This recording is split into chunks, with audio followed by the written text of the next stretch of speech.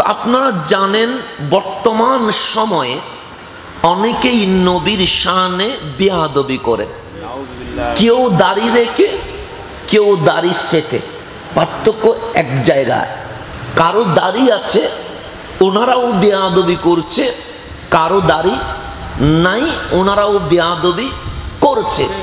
উম্মত যখন নবীর শানে বেয়াদবি করবে আল্লাহ বলেন তখনই আযাব আসবে।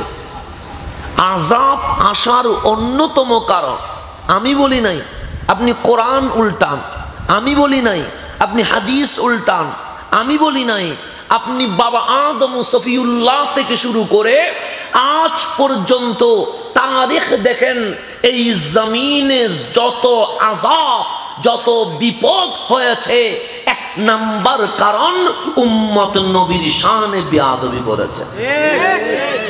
আমরা নিজ থেকে কিছু বলছি না, এটা কোরআন বলে। একটি আয়াতে কারিমা তেলাওয়াত করেছি, এই আয়াতের ব্যাখ্যায় সংক্ষিপ্তভাবে কিছুক্ষণ আলোচনা করে শানে মুস্তাফা কনফারেন্স শেষ হবে।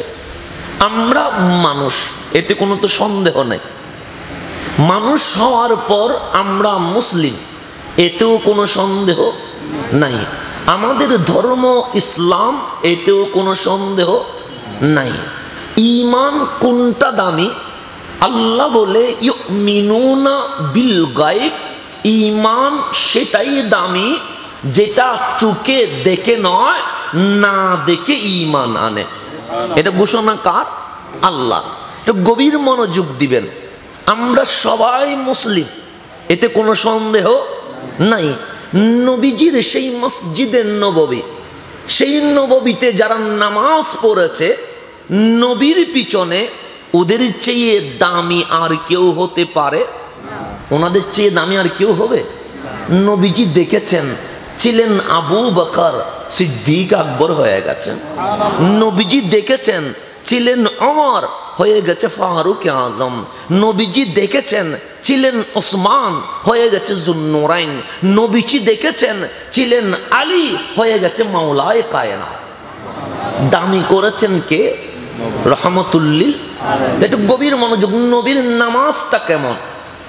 আমরা নামাজ পড়ি, অনেকেই নামাজ পড়ায়। এখানে ইমাম আছে না? আছে। ইমামও আছে, খতিবও আছে। কোন ইমাম বলতে পারবে না, কোন খতিব বলতে পারবে না আমার পিছনে নামাজ পড়লে গুনাহ মাফ হয়। এই কথা কেউ বলতে পারবে না। আমি কেমনে বলি আমার পিছনে নামাজ পড়লে গুনাহ মাফ হয়? আমার গুনাহ আমি কোথায় নিয়ে যাব সেটার দিশকুল পাই না। আপনার গুনাহ মাফ করানোর ওই ব্যবস্থা তো আমার কাছে নাই। তাহলে গভীর মনোযোগ। বিশ্বে কোটি ইমাম আছে, বিশ্বে কোটি খতিব আছে, কোন ইমাম বলতে পারবে না আমার পিছনে নামাজ পড়লে গুনাহ মাফ হয়ে যায়। কোন খতিব বলতে পারবে না আমার পিছনে গুনাহ করলে গুনাহ মাফ হয়ে যায়। আপনার নবীটা কেমন? আপনার নবী মসজিদে নববীতে চলে আসছে, আজান হয়ে গেছে, আজান হতে দেরি সাহাবী কেউ দোকানে, দোকান বন্ধ করে দিয়েছে, সাহাবী কেউ অফিসে, অফিস থেকে মসজিদে নববীর উদ্দেশ্যে চলে আসতে লাগলো, সাহাবী কেউ ঘরে পরিবার রেখে নবীর পিছনে নামাজ পড়তে চলে আসতে লাগলো। চতুর্দিকে মুসল্লি মসজিদে নববীর দিকে আসছে। কেন? ইমাম আপনি নয়, ইমাম আমি নয়, ইমামের নাম রাহমাতুল্লিল আলামিন। হাদিস বলছে, আমি বলি নাই। একজন রজুল, রজুল মানে পুরুষ, যার কোনো নাম হাদিসে নাই, আমি পাই নাই, কেউ পাইলে অন্য বিষয়, আমি পাই নাই। ফাজা রজুলুন, একজন পুরুষ ঘর থেকে বের হলো। কেন? নবীর পিছনে নামাজ পড়বে। রাস্তায় আসতে অনিচ্ছাকৃত, ইচ্ছাই নয়, অনিচ্ছা একটা ভুল হয়ে গেছে। কি হয়ে গেছে? কার? পুরুষের। নাম কি আমার জানা নাই, হাদিসেও নাম বলা নাই। উনি মসজিদের নববীতে আসলেন, দয়াল নবী নামাজ শুরু করে দিলেন। উনি পিছনে নবীর পিছনে ইক্তদাইতু বিহাযাল ইমাম বলে নামাজ শুরু করলেন। হাদিস বলছে ফালাম্মা ইনসারাফা, নামাজ যখন শেষ, আমার নবী পশ্চিম দিক থেকে ফিরে মুসল্লিদের দিকে ফিরে গেলেন। ফাকামার রাজুল, যেই পুরুষটা অনিচ্ছাকৃত ভুল করেছিল সেই পুরুষটা দাঁড়িয়ে গেল, ডাক দিয়ে বললেন, ইয়া রাসূলুল্লাহ, আমি মানুষটা মসজিদে আসার সময় রাস্তার মধ্যে একটা ভুল হয়ে গেছে, ওই ভুল নিয়ে আমি মরতে চাই না, যা শাস্তি হয় আপনি নবী মসজিদের নববীতে সবার সামনে আমাকে শাস্তি দিয়ে দেন। দাঁড়িয়ে আমি বলবো না, আপনি বলবেন। কিন্তু সাহাবী বললেন, ভুল হয়ে গেছে। আমার নবী ওনার দিকে তাকাচ্ছে না, অন্য দিকে তাকিয়ে আছে। আবার বললেন, ইয়া রাসূলুল্লাহ, আমি ভুল করে ফেলেছি, ওই ভুল নিয়ে আমি মরলে আল্লাহর সামনে দাঁড়াতে পারবো না, আপনি সবার সামনে শাস্তি দেন। আমার নবী ফিরে তাকায় না। তৃতীয়বার সাহাবী আবার বললেন, ইয়া রাসূলুল্লাহ, কোরআন বলছে, আমি বলি নাই, কোরআন বলছে তোমরা যদি ইজ্জালামু আনফুসাহুম জাউকা, তোমরা যদি ভুল করে ফেলো নবীর দরবারে যাও, কারণ মাফ চাওয়ার যেই ফ্যাক্টরি, এই ফ্যাক্টরির নাম রাহমাতুল লিল আলামিন।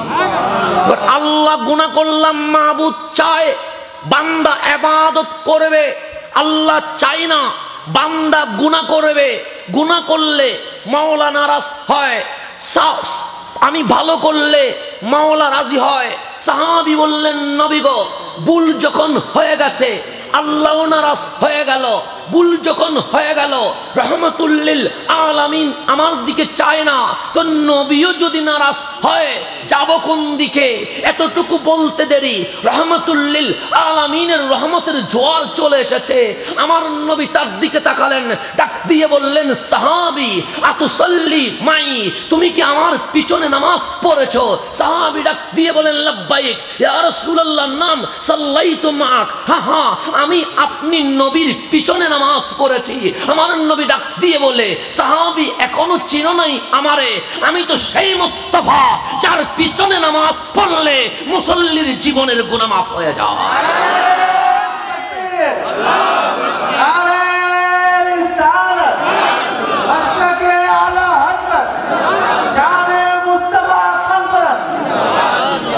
সেটাই রাহমাতুল লিল আলামিন, যিনি ডাক দিয়ে বলেছেন আমার পিছনে নামাজ পড়লে জীবনের গুনাহগুলো মাফ।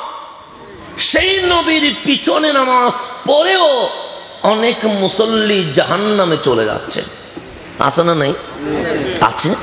আপনি বুখারী শরীফের কিতাবুল ফিতান পড়েন, সেখানেই আছে কোন কোন মুসল্লি জাহান্নামে চলে যাচ্ছে। কার পিছনে নামাজ পড়েছে? নবীর পিছনে চলে যাচ্ছে কোন দিকে? জাহান্নামে। আজকের কনফারেন্স শানে মুস্তাফা, শানে মুস্তাফা মানে কি? গভীর মনোযোগ। আমাদের মধ্যে অনেকেই নবীর শানে কথা বললে আমাদেরকে লিখে পাঠায়, আপনার আর কোনো বিষয় নাই, আপনি অন্য কোনো বিষয় নিয়ে কথা বলতে পারেন না, এই বিষয়গুলো পাঠায়। তা আমি বুখারী শরীফ খুলে দেখলাম নবীর শানে সুন্নিরা বলে কেন বেশি? ইমাম বুখারী বলে আমিও তো সুন্নি, আমি তো বাহিরের লোক নয়। ইমাম বুখারী বলে আমার কিতাব খুলে দেখ, আমি বলছি হুব্বুর রাসূলে সাল্লাল্লাহু আলাইহি ওয়াসাল্লাম মিনাল ঈমান।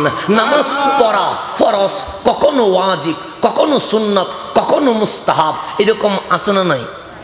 এশারের নামাজ আমরা অনেকেই পড়েছি, অনেকেই এখনো পড়ি নাই। ইমামের পিছনে 4 রাকাত নামাজ পড়া হয়েছে।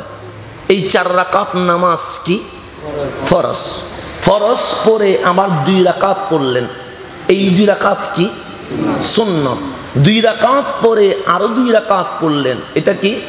নফল। 2 রাকাত পড়ে আবার 3 রাকাত পড়লেন, এটা কি? ওয়াজিব। তাহলে একটা ওয়াক্তের নামাজ কখনো এটা ফরজ, কখনো এটা ওয়াজিব, কখনো এটা সুন্নাহ, কখনো এটা নফল। আবার রোজাতে চলে আসেন, মাহে রমজানের রোজা ফরজ হয়ে গেছে, মান্নতের রোজা ওয়াজিব হয়ে গেছে, আইয়ামে বীজের রোজা সুন্নাহ হয়ে গেছে, আর এমনিতে রোজা রাখা নফল হয়ে গেছে। আমল কয়টা? একটা। কখনো ফরজ, কখনো ওয়াজিব, কখনো সুন্নাত, কখনো নফল। তাহলে এগুলো কি হয়? আমলগুলো কবুল হয়। কখন কবুল হয়? যখন ঈমান থাকে। ঈমান নাই, নামাজ পড়লে কোনো কাজ হবে না। হিন্দু যদি নামাজ পড়ে কাজ হবে না, বৌদ্ধ যদি রোজা রাখে কাজ হবে না, খ্রিস্টান যদি হজ করে কাজ হবে না। তা আমিও মানুষ, উনিও মানুষ। আমি নামাজ পড়লে কাজ হয়, উনি নামাজ পড়লে কাজ হয় না। উনিও মানুষ, উনি রোজা রাখলে কাজ হয় না, আপনি রোজা রাখলে কাজ হয়। প্রশ্ন হচ্ছে দুজন মানুষ, ও নামাজ পড়লে নামাজ হয়, ও নামাজ না পড়লে নামাজ হয় না কেন? তখন উত্তর হয় ওর ঈমান আছে, ওর ঈমান নাই। ঈমানে ফরজ ওয়াজিব সুন্নাত নফল নাই। সুতরাং বন্ধু আমার, নামাজ ইবাদত, সেই জন্য ফরজ ওয়াজিব সুন্নাত নফল হয়। রোজা হজ যাকাত ইবাদত, সেই জন্য ফরজ ওয়াজিব সুন্নাত নফল হয়। ইমাম বুখারীর কাছে প্রশ্ন রাখলাম, এই ইমাম বুখারী, নবীর শানে মাহফিল করলে অনেকের চুলকানি হয়ে যায়। নবীর শানে কথা বলা, নবীর মুহাব্বতের আলোচনা করা, এটা ফরজ ওয়াজিব সুন্নাত নফল কোনটা হবে? ইমাম বুখারী বলে ফরজ নয়, ওয়াজিব নয়, সুন্নাত নয়, নফল নয়। তাহলে কি হবে? ইমাম বুখারী বলে হুব্বুর রাসূলে মিনাল ঈমান। ইবাদত যদি কবুল করাইতে চাস, মুস্তাফার মুহাব্বত লাগবে। মুস্তাফার মুহাব্বতের নাম ঈমান হয়ে গেছে।